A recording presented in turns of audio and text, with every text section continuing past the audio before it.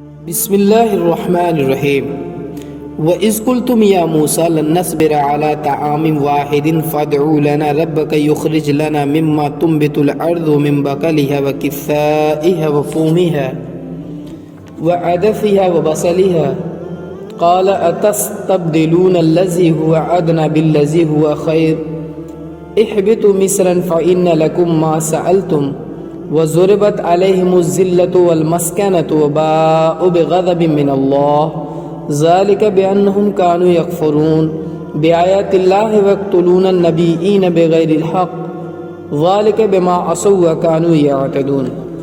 یاد کرو جب تم نے کہا تھا کہ اے موسیٰ ہم ایک ہی طرح کے کھانے پر صبر نہیں کر سکتے، اپنے رب سے دعا کرو کہ ہمارے لیے زمین کی پیداوار، ساگ، ترکاری، کھیرا، ککڑی، گیہوں، لہسن، پیاز، دال وغیرہ پیدا کرے۔